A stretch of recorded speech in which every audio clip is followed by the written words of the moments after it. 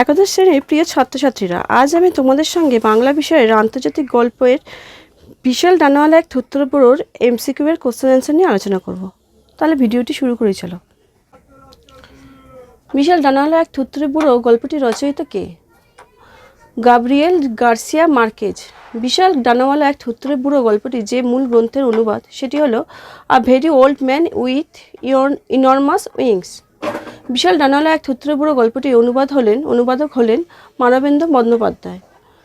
পেলাইওরা প্রচুর কাঁকড়া মেরেছিল বর্ষার কোন দিনে? তৃতীয় দিনে। মরা কাঁকড়াগুলিকে পেলাইও সমুদ্রে ছুঁড়ে ফেলে দিয়েছিল, কারণ ওর ধরা কাঁকড়ার পচা গন্ধে ওর নবজাত শিশুর জ্বর হয়েছিল। কোন দিন থেকে সারা জগৎ কেমন বিষণ্ণ হয়ে আছে? মঙ্গলবার থেকে। সারা জগৎ কেমন বিষণ্ণ হয়ে আছে? বিষণ্ণ শব্দের অর্থ কী? ভারাক্রান্ত। সমুদ্র আর আকাশ হয়ে উঠেছে একাকার, ছায় ধূসর বস্তু, কারণ পরপর 3 দিন এক নাগাড়ে বৃষ্টি হচ্ছিল। বেলাভূমির বাড়ি দেখতে হয়েছিল যেন কেমন দেখতে হয়েছিল? কাদা আর পচা খোলক মাছগুলো এক ভাপে সিদ্ধ হয়ে দগদগে স্তূপ। দুপুরবেলায় আলো দুর্বল হয়ে আসায় পেলাইওর কি অসুবিধা হচ্ছিল উঠোনে পিছনে কি ছটপট করছে তা দেখতে। কে কখন দেবদূতকে প্রথম দেখলো? দুপুরবেলা পেলাইও দেখেছিল। কিছুতেই উঠতে পারছে না, কারণ তার বিশাল 2 ডানায় কেবলই বাধা পেয়ে যাচ্ছে, কারণ বুড়োটি কাদার মধ্যে মুখে গুজে উপর হয়ে শুয়ে ছিল, তাই উঠতে পারছিল না। পেলাইও স্ত্রীর নাম কি? এলিসেন্তা। দুঃস্বপ্ন দেখে আঁতকে ওঠে। কে আঁতকে ওঠে? পেলাইও। পড়ে থাকা শরীরটার দিকে তাকিয়ে তারা কেমন হতভম্ব হয়ে চুপচাপ দাঁড়িয়ে উঠল, কারণ শরীরটা ছিল বিশাল ডানাওয়ালা এক থুরথুরে বুড়ো পরনে ছিল ন্যাগরাকুরানির পোশাক। বৃদ্ধ লোকটির অবস্থা কেমন ছিল? ঝোড়ো কাকের প্রপিতামহের করুণ দশার মতো। পেলাইও আর এলিসেন্তা খানিক বাদে তাদের প্রথম চমকটা জয় করে নিল, কারণ অদ্ভুত এই প্রাণীটি তাদের চেনা ঠেকছিল। পেলাইও আর এলিসেন্তা বুড়োটির সম্বন্ধে কী ভেবেছিল? ভিনদেশের জাহাজের নিঃসঙ্গ ভরাডুবি নাবিক। পেলাইও আর এলিসেন্তা এই সিদ্ধান্তে পৌঁছালো যে থুত্তরে বুড়ো কোনো ভিনদেশে জাহাজের নিঃসঙ্গ ভরাডুবি নাবিক, কারণ বুড়ো খালাসির মতো গলা ফাটিয়ে দুর্বোধ্য ভাষায় কথা বলছিল। ওরা কিভাবে ওই সিদ্ধান্তে পৌঁছালো যে থুত্তরে বুড়ো মানুষটি কোনো নিঃসঙ্গ নাবিক, তার খালাসির মতো রিনরিনে গলা শুনে? তবু তাকে দেখবার জন্য ওরা এক পড়াশোনাকে ডেকে আনলে। এখানে তাকে বলতে বোঝানো হয়েছে থুরথুরে বুড়োকে। এ যে এক দেবদূত, কথাটি বলেছিলেন কে? এলিসেন্তা। প্রতিবেশিনীর মতে থুরথুরে বুড়োটি এসেছিল বাচ্চা চুরি করতে। ওদের পড়াশোনার মতে বুড়ো দেবদূত ওদের শিশুটিকে নিয়ে যেতে পারেনি, কারণ সে বুড়ো হাওয়ায় বৃষ্টির তোড়ে নাজেহাল হয়ে পড়েছিল। পেলাইওরা কেন বৃদ্ধ লোকটিকে মুগুর দিয়ে মারেনি? স্বর্গীয় ষড়যন্ত্রের পালিয়ে বাঁচার নিদর্শন রূপে সে ছিল দেবদূত। সারা বিকেল তার উপর নজর রাখলে কে নজর রাখলো? পেলাইও। বৃদ্ধ ডানাওয়ালা মানুষটি পেলাইও বন্দি করে রাখলো। কোথায় রাখলো? মুরগির খাঁচায়। বৃষ্টি যখন ধরে এলো, তো কখন বৃষ্টি ধরে এলো? মাঝরাতে। তখন এরা একটু দরাজ দিল হয়ে উঠল, কারণ ওদের বাচ্চার জ্বর ভালো হয়ে গিয়েছিল। পরদিন ওরা ঠিক করলো যে দেবদূতকে একটা ভেলায় খাবার আর জল দিয়ে বারদরিয়ায় ছেড়ে দেবে, কারণ কারণটা কী ছিল? তাদের সন্তানের জ্বর সেরে যাওয়ার তারা খুশি হয়েছিল। বুড়োকে ভেলায় করে বারদরিয়ায় ছেড়ে দিয়ে আসার কথা ভেবেও কেন তা করতে পারল না পেলাইও ও এলিসেন্তা? কারণ পুরো পাড়া মুরগির খাঁচার সামনে জড়ো হয়ে দেবদূতকে নিয়ে তামাশা করছিল। স্থানীয় পাদ্রী সাহেবের নাম হলো গনসাগা। পাদ্রে গনসাগা উপস্থিত হয়েছিল কটার আগে? সকাল 7টা। দর্শকরা বন্দির ভবিষ্যৎ নিয়ে কী ধরনের জল্পনা কল্পনা করছিল। বুড়োকে সারা জগতের পুরোপিতার নাম দেওয়া উচিত, এই নিয়ে। যারা সহজ সরল মানুষ তারা এই অচেনা মানুষটিকে বানাতে চেয়েছিল কি চেয়েছিল? পুরোপিতা। রুষ্ট প্রকৃতির মানুষের ধারণা বিদ্যুৎকে যে পদে নিয়োগ করলে যুদ্ধ জয় হবে সেটা হলো সেনাপতি। যাজক হওয়ার আগে গনসাগা ছিলেন কাঠুরে। বুড়োকে কী খেতে দেওয়া হয়েছিল? ফলের খোসা আর ছোট হাজুরির উচ্ছিষ্ট। পাদ্রে গনসাগা খাঁচার মধ্যে ঢুকে ডানাওয়ালা বৃদ্ধ লোকটিকে যে ভাষায় সুপ্রভাত জানালেন সেটা কী ভাষা? লাতিন ভাষা।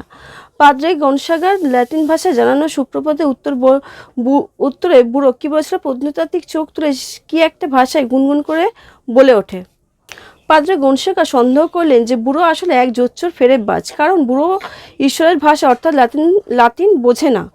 বৃদ্ধ অজ্ঞাত লোকটিকে দেবদূত ভাবার কারণ হলো বিদ্যুতের বড় বড় দুটি ডানা আছে। পাদ্রে গনশেকা কাকে কেন চিঠি লিখবেন বলে জানালেন বিশপকে বুড়ো দেবদূত কিনা সেই বিষয়ে সন্দেহ নিরসনের জন্য। গির্জাশাসিত পল্লীর অর্চ বিশপকে লিখতে পারেন। অর্চ বিশপ হলেন খ্রিস্টীয় ধর্মের প্রধান পুরোপিতা। বন্দি দেবদূতের খবর ছড়িয়ে পড়ার সঙ্গে সঙ্গে কী হলো, পেল্লাইয়দের বাড়ির সামনে হাট বাজারের মতো সমস্ত মানুষ এসে ভিড় করছিল। ভিড়কে সরিয়ে দেওয়ার জন্য ডাকা হয়েছিল, কাকে ডাকা ছিল? সঙ্গীন সমেত সেনাবাহিনীকে ডাকতে হলো। সঙ্গীন সমেত সেনাবাহিনীকে। সঙ্গীন শব্দের অর্থ হলো বন্দুকের ডগায় লাগানো ছোড়া। শেষটা তার মাথায় খেলে গেল। এলিসেন তার মাথায় কি খেলে গেল? উঠোনের চারপাশে বেড়া দিয়ে সকলের কাছ থেকে দর্শনী আদায় করা যাবে। দেবদূতের দেখার জন্য এলিসেন তার দর্শনী হিসেবে অর্থ ধার্য করেছিল। কত টাকা? 5 সেন্ট। সার্কাস দলের বাজিকরদের ডানাগুলোকে দেখাচ্ছিল নক্ষত্রের বাদরের মতো। জগতের সবচেয়ে দুর্ভাগা ও অশক্তরা এলো। কী কারণে এরা এলো? দেবদূতের আশীর্বাদ নিয়ে সুস্বাস্থ্য ফিরে পেতে।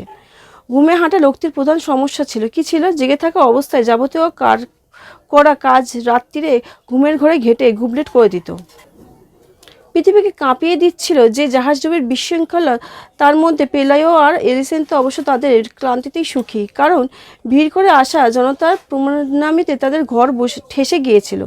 গোড়ায় তাকে ওরা ন্যাপথলিন খাওয়াবার চেষ্টা করেছিল, কারণ পরশিনী বলেছিল ন্যাপথলিন দেবদূতের খাদ্য হিসেবে বিবিধেয়। জ্ঞান নেই মহিলার মতে দেবদূতের প্রিয় খাদ্য হলো ন্যাপথলিন। ডানাওয়ালা বুড়ো লোকটার খায় বেগুন ভর্তা। যেসব নক্ষত্র পরভিত জম্পেশ করে গিয়েছিলেন। পরভিত শব্দের অর্থ হলো অন্যকে লালনকারী। মুরগিরা তাকে ঠোকরাতো, কারণ তার ডানায় যেসব নক্ষত্র পরভিত গজিয়েছিল তার খোঁজে। পঙ্গুরা ছিঁড়ে নিত তার পালক, কারণ তার বিকল ঠুটো অঙ্গগুলো ছোঁয়ানোর জন্য। যাদের প্রাণে অনেক দয়াধর্ম ছিল তারা যা ছুঁড়ে দিত। কি ছুঁড়ে দিত? ঢিল। বউটির দিকে ঢিল ছোড়া হতো, কারণ যাতে সে উঠে দাঁড়ায় এবং দাঁড়ালে তাকে কেমন দেখায় তা দেখবার জন্য। তারা তার পাশটা পুড়িয়ে দিচ্ছিল তপ্ত লোহায়, কারণ সে ঝিম মেরে নিশ্চল হয়ে পড়েছিল। তারা ভেবেছিল সে হয়তো মরে গেছে। আতকে জেগে উঠেছিল সে তখন। তার আতকে জেগে ওঠার কারণ লোকেরা তার পাশটা পুড়িয়ে দিয়েছিল তপ্ত লোহায়। অনেকে ভেবেছিল ডানাওয়ালা থুত্তুরে বুড়ো ডানা ঝাপটে ছিল ডালায় ব্যথায়।